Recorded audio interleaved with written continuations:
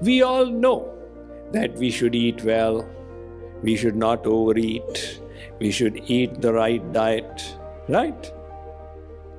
And yet we don't do it and end up eating the ice cream and the chocolate.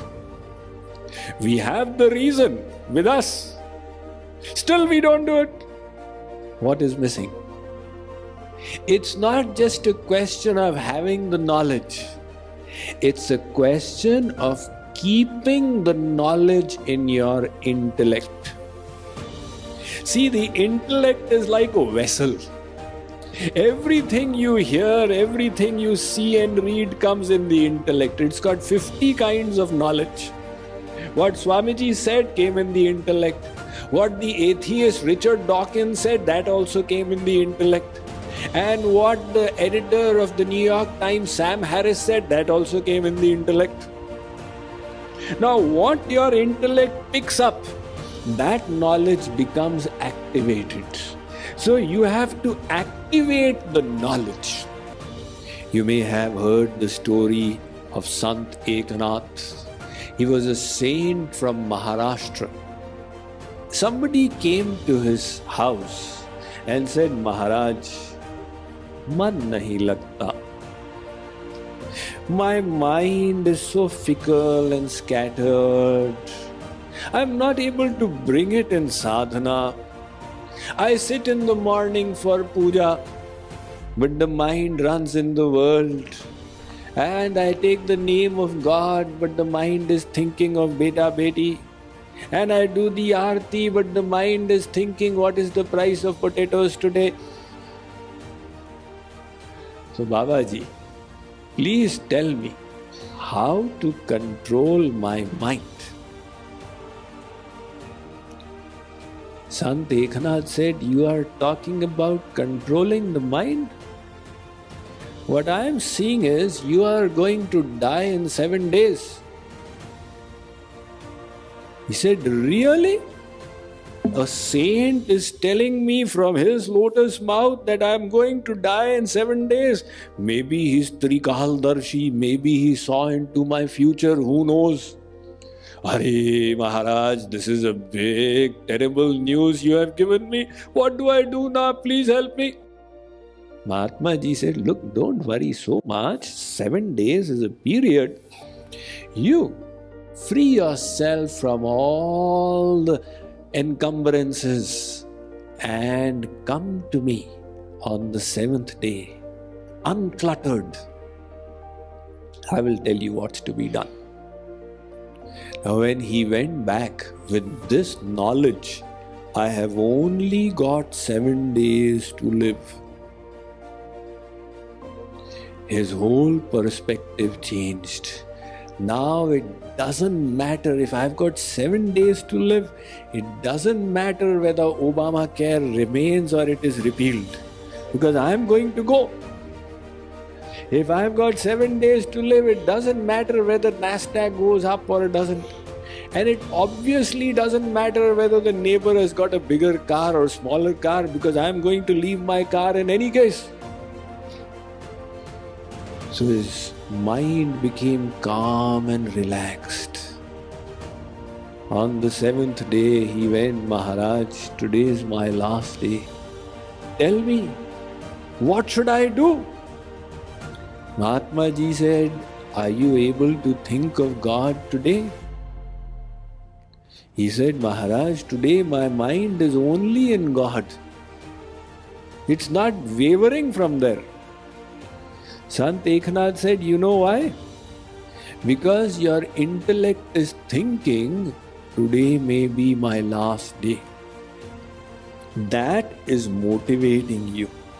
So he said, every day when I get up, I think, if today was my last day, what should I do? I lead every day as my last day, and then I become inspired. That is the way to inspire yourself.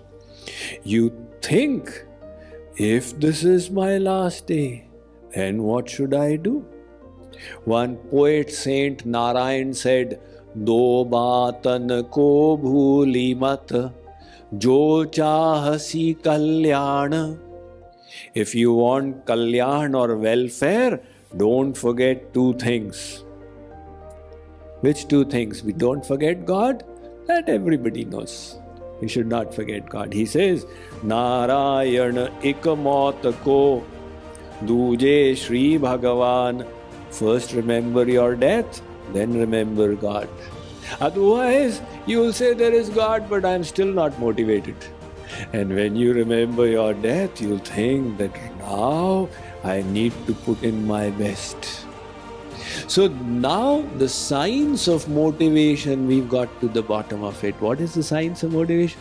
Find a strong reason and keep that reason fresh in your intellect. Like for example, a child, the parents say, Swami ji हमारा बेटा पढ़ता नहीं है, उसको कुछ समझाइए. My child doesn't study, please explain something to him. Are, he is your child, you explain. He doesn't listen, Swamiji, what will I do? All right, beta, why don't you study? Uncle, my mind doesn't like to study. Big problem. Mind doesn't like to study. So mind doesn't like to go to the book. Mind likes to go to the video game. What to do? That's why I don't study.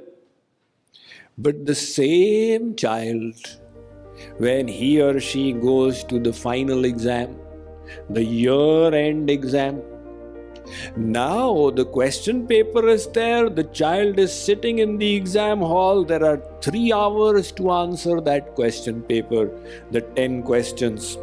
Now the child brings the mind to focus and starts answering with razor sharp attention.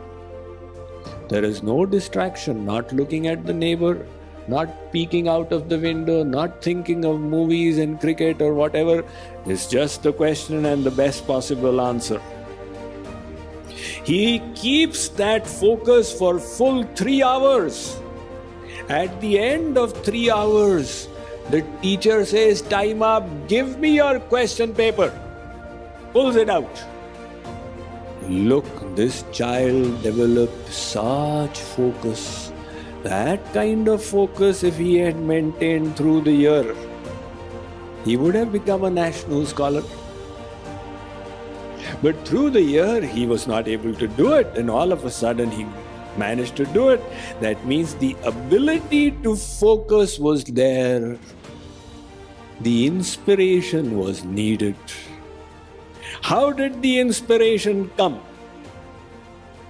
When the intellect decided these 3 hours are most important. Now if I am careless, I will lose the whole year, all my classmates will go ahead. I will not get that university admission which I want. Once the intellect decided, it controlled the mind. So the intellect has such power in it that you bring the right knowledge to your intellect and you can pull the mind. The mind doesn't have the ability to resist a resolved intellect. If, let's say, somebody gives you a cup and you become convinced there is poison in it, even on being tempted by $1 million, you will not be willing to drink. You have controlled your senses. Hare, it is a cup of nectar. Take it. No. If I drink it, I will die. I don't want it. Your intellect is telling you that there is poison here. So it's all a matter of bringing the right knowledge to your intellect.